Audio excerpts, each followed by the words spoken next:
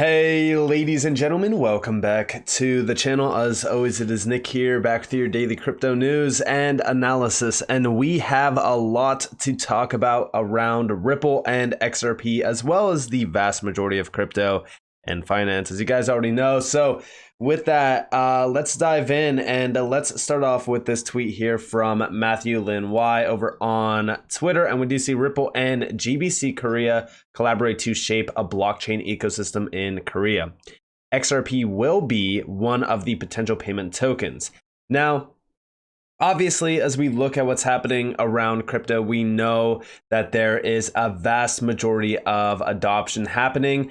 I personally believe that as we look at the most efficient payment means around digital currencies, meaning the ones that are, extremely valuable for traditional payments, meaning transfers, efficient transfers as well, we really kind of look at XRP.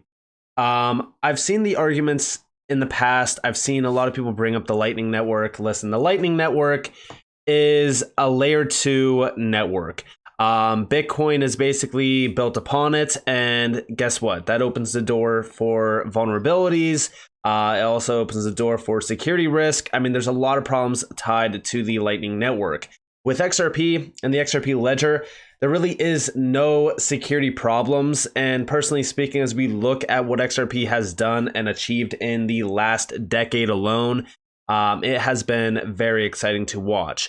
And as we do look at how things are changing around payment technology, I do believe that digital assets are becoming a key significant piece of the puzzle for the new financial system. Now, let's look through a few of these images. We do see payments. XRP is focused on around payments. We also do see a few other tokens labeled here as well. And we could see payment tokens, virtual currencies. Then we do see security tokens, asset and financial, and then utility tokens, consumers. Now, to me personally, I don't really look at XRP as under the utility tokens or security tokens. I look at it as under the payment tokens. But we could also see XRP, I would argue that it could be a bundle here. It could be in the utility tokens as well as the payment tokens area. And as we really kind of look at the future around these areas, Korea has become a major focus for Ripple. And it's been like Ripple has been killing the game in the Asian area for so long. I mean, they've been expanding rapidly within that area. And again, I always look at what they're doing with SBI. With SBI, it's huge. They've become a huge player in Korea. We know that Hong Kong might be a major focus point for them as well, because they just talked about becoming a major crypto hub. I mean, the possibilities here are endless. And we do see three major players here: GBC, Ripple, and Oxford Metrica. And then over here, we do see about GBC Korea. This is a blockchain company that developed GMAP, the world's first ever mergers and acquisitions platform that allows everyone, including small cap retail investors, to participate in M&A and other large scale investments through the utilization of its proprietary cryptocurrency UCX. By providing equitable opportunities, GBC Korea is endeavoring to help usher in the era of global distributed economy. And then over here, we do see RippleNet, or I should say Ripple, being broken down within RippleNet, and also XRP being mentioned. Banks and payment providers can use the digital asset XRP to further reduce their costs and access new markets, which is a great, description of it. And then also over here, we do see blockchain, digital assets, capital markets, ecosystem architecture as well. And here's where we do see a little bit of an interesting photo. So we do see GBC map at the center point here with SBC, which is the acquisition vehicle. Then we do see the crypto exchange over here and the payment solution. We do see the retail investor all the way at the bottom. And then up here, we do see institutional investors, stock exchange, and even target companies.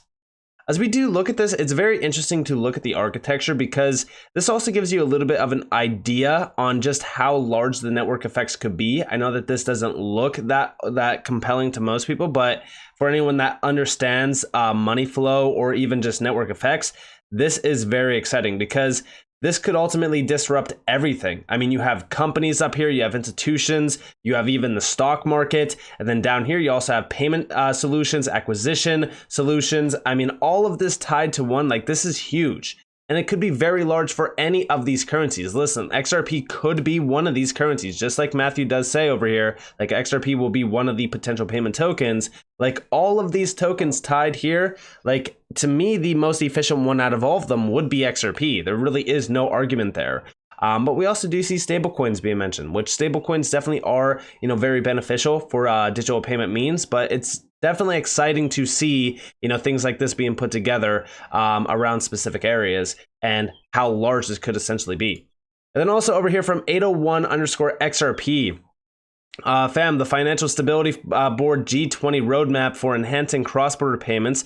The G20 made enhancing cross-border payments a priority, making cross-border payments, including remittances, faster, cheaper, and more transparent and inclusive, while maintaining their safety and security, would have widespread benefits for citizens, businesses, and economies worldwide, supporting economic growth, international trade, global development, and financial inclusion. And then also check out these images. So here we have the G20 roadmap for enhancing cross-border payments, priority actions for achieving the G20 targets. Then over here, we do see the executive summary. This fully breaks it down and on why, cross-border payments are becoming a major focus point, which I've talked about many times on this channel. It's only a matter of time until we start to see digitization of this sector because it is ripe for disruption, and this is a very large amount of money. We do see payment system interoperability and extension, legal, regulatory, and supervisory frameworks, and cross-border data exchange and message standards. This is targets for the 2027 timeframe, which by the way, by 2027, they're saying that this market could explode to a $250 trillion market. But this is on their roadmap. These are what they are centered on and focused on currently. And then also over here, we do see a little bit of more of a breakdown on this. Let me zoom in. So I guess that's all I could really kind of zoom in on. That's like the most that I can, but we do see CBDCs being focused on here as well. Bilateral discussions, which we know Ripple has been focused on bilateral payments for so long. And I think that this is becoming a major area of opportunity in terms of cross-border payments. And guess what company has been ahead of the game on digitizing cross-border payments and making these as efficient as possible? Ripple. And we do see down here, fam, the Financial Stability Board G20 roadmap for enhancing cross-border payments, priority theme on legal, regulatory, and supervisory frameworks, actions, and timelines. Check out the dates on this. So let me open this up in a new tab. That way we actually have them all on standby. So here we have the payment system interoperability and extension. We can see the breakdown of this. Central bank operators, community of practice, FPS interlinking across borders, cross-border payment service level agreements / schemes. Then also over here, legal, regulatory, and supervisory frameworks, bank/non-bank regulation and supervision, information to end users, AML / CFT rules application, data exchange and message standards. Here we have interaction with data frameworks, ISO 20022 harmonization requirements. By the way, that ISO 20022 harmonization is crucial because having that harmonized approach allows for digitization to happen. I've talked about this even with XDC, with harmonization of MLETR. But this is very exciting because it seems as though we are seeing major steps being taken, and the actions here are speaking volumes because they want to, by the end of 2023, to have committed deliverables and ultimately have this sector ready for digitization of the cross-border payment sector. And we do see over here, table 1, priority theme on payment system interoperability and extension actions and timelines. Here we have the timeline over here, February 2023, at least February 2025. And this is CPMI to convene a forum, community of practice to exchange information and experiences among interested central banks, all centered around synchronization of CBDC systems and also even faster payment systems. And then down here, February 2023 to March of 2024, operators self-assessment of payment system operating hours and access as laid out in the CPMI BB10 report and mapping out extension plans. Then down here, development of technical and operating approaches on how to address key challenges in aligning / extending operating hours.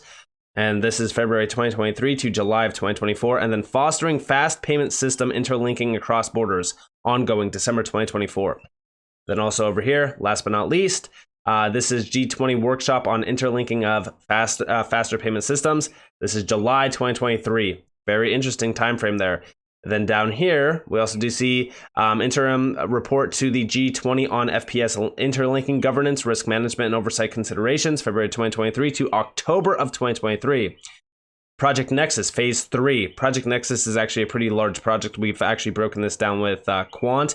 Ongoing December 2024. This is more so around CBDC system. Finalization of requirements for cross-border payment service level agreements / schemes, June of 2023. All of this is getting ready for full digitization of the cross-border payment sector.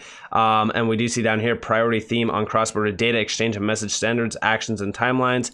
This is even more of an in-depth view on what's happening around this sector. Like, to me personally, they are getting ready to have the payment sector fully harmonized and have a full-on approach to faster payments around the cross-border payment sector.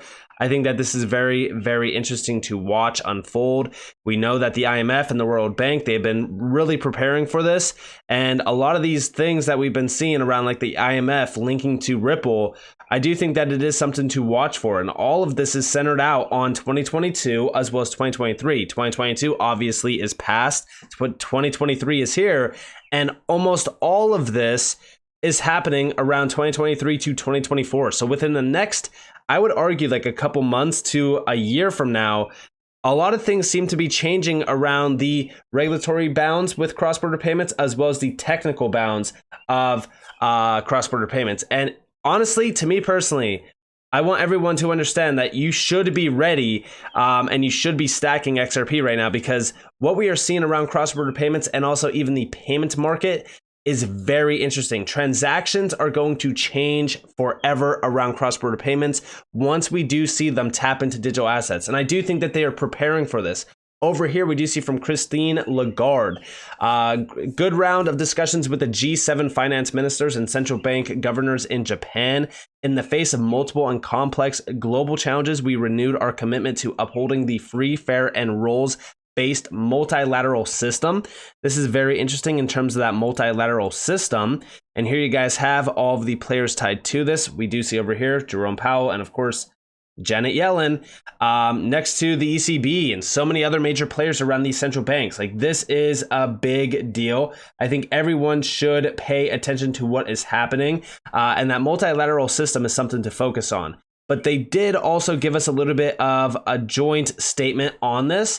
And I found a very interesting section here, and it's called Financial Digitization. And this is number 19 and number 20 on this document. You can find it under Christine Lagarde's tweet. And here we have Financial Digitization. We will continue policy deliberation on digital money to harness the benefits of innovations such as payment efficiency as well as financial inclusion, while addressing potential risks to the stability, resilience, and integrity of the monetary and financial system. Now, this right here is very important to note.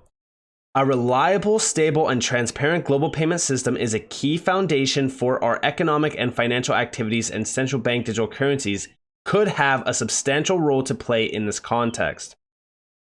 This is a big deal. To me personally, this is why I am focused heavily on utility tokens and on what is happening around XRP. We do see down here, effective monitoring, regulation, and oversight are critical to addressing financial stability and integrity risk posed by crypto asset activities and markets while supporting responsible innovation. When we look at what's happening around crypto, we are seeing them commit to implementing regulatory frameworks, as you guys do see down here. And we are already kind of starting to see this move outside of the US. MiCA is a big one within Europe, but also around the world, we are seeing a lot of regulatory movements happening. The UAE, for an example, the UK, Hong Kong recently. I mean, like, we are starting to see things moving. And I do think that this is something very, very significant to watch, because as we do see regulatory frameworks being ushered in, we already know that they want to utilize this technology. I mean, if you are here and you have been here for a while, I don't need to tell you that. They're extremely bullish on digital assets and crypto. Why do you think that they are trying to develop central bank digital currencies? And also tied to this is the XRP ledger. We know this because of the developments already with Ripple. But also over here, we do see from Anthony Welfare, he is quoting that Digital Pound Foundation announcement, which we actually already did a video on. This is the future of central bank digital currency. This is with Ripple, and Digital Pound Foundation's quoting this. According to a new report from Juniper Research, the global value of central bank digital currencies will grow dramatically from $100 million today to $213 billion by 2030. A lot of people actually comment on this in my recent video saying like that doesn't seem like a lot of money for CBDCs. You got to remember that it's not going to be mass adoption of CBDCs by 2030. Like this is just the starting point. But we do see definitely the future of central bank digital currencies involves the CBDC team at Ripple. Thanks to Digital Pound Foundation for sharing. And yes, I do think that Ripple is becoming a key crucial player around CBDCs, which I actually think that I'm very bullish on that simply because of the fact that Ripple themselves, to me, is going to allow for privacy to be retained for the general public, or at least we do hope that they will. I think that these private players like Ripple are crucial for CBDCs because it allows for, standards to be put in place where we are in control of our money. We have privacy when we're talking about digital currencies as well. But again, this speaks volumes on where Ripple is at right now around CBDCs, and we do see even over here, happy to share my latest Ripple presentation at DigiEuro event in Frankfurt a couple of weeks ago, discussing the world of CBDCs and stablecoins with the latest learnings from central banks. Remember, a distributed ledger is built with an imperfect world in mind. And here we have, this is from March 31st, and we do see why distributed ledger technology / blockchain, and I thought XRP wasn't utilized at all. I thought the XRP ledger was useless, right? Like these people are wild that constantly say like XRP won't be utilized. XRP is not this. XRP is not that. Like to me personally, as we look at XRP, I believe XRP is a foundation to a CBDC world. I think that XRP will bridge CBDCs. And if you don't believe that, I think everyone needs to go over to Ripple's website and go under the central bank digital currency tab and look at where XRP is perfectly placed. It's the bridge between all CBDCs. But we do see today's systems are designed with the perfect path in mind. But what happens if the power goes off, a bad actor acts, etc., etc.? A distributed ledger is built with an imperfect world in mind. And yes, the XRP ledger could answer almost all of those. And I do think that it's very significant to make sure that you are playing a role in studying and understanding what's actually happening here. I think that this quote over here from Anthony Welfare is perfect. We do see, will two central banks use XRP as a bridge currency? They could use XRP ledger or any other payment rail. The key is building the links to the networks, exactly what Ripple has been doing with fiat for the last 10 plus years. And we do see down here, this is a response. So we do see up here. So this actually was a very long conversation piece, but it was just mainly talking about what was happening around CBDCs and XRP. For example, we do see down here, people have questions about private ledgers because Ripple is constantly telling us they're part of the product line. I think people are just genuinely curious how they work. We do see, yes, Ripple is working on deploying private versions of the XRP ledger code for CBDCs and the likes. As far as I know, they are not live yet. The Federation code is still being worked on. But again, regardless, the only place XRP actually exists is on the XRP ledger. Sounds like to me it's being advertised as a live product, and we do see, feel free to take that up with them. Maybe Anthony Welfare will jump in, and we do see we have a private version of the XRP ledger which we use for CBDCs and stablecoin projects. Both Bhutan and Palau are at an advanced stage as announced. There is a great explanation myself and Modern Dosh did for DigiEuro, talking you through the tech. Let me find it. And here we have, they could use XRP Ledger or any other payment rail, existing or future. A CBDC is a token and can then be used cross-border on any network it is connected to. The key is building the links between or to the networks, exactly what Ripple has been doing with fiat for the last 10 years with XRP.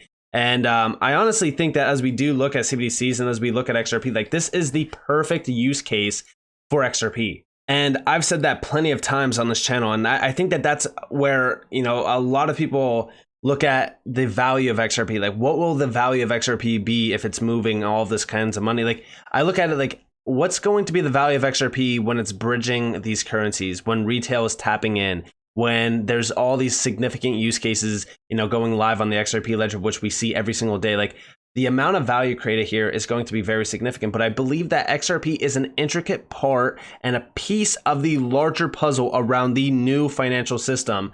And I do think that this is coming. I think that all of these major plans are in action. I think that the ECB has been a major player around a lot of things digitization wise. Like they are preparing CBDCs. The digital euro has been a key thing that I've focused on for a while now. And I think that everyone should be paying attention to this, because this could very well be, you know, in our near future. And a lot of these areas are extremely bullish around blockchain, around crypto, and around payment technology. And we see it every single day. We see major innovations. We see adoption happening. And it's only just the beginning. So with that being said, I hope that you guys enjoyed this video. If you guys definitely leave a like, subscribe, turn notifications on because more free content.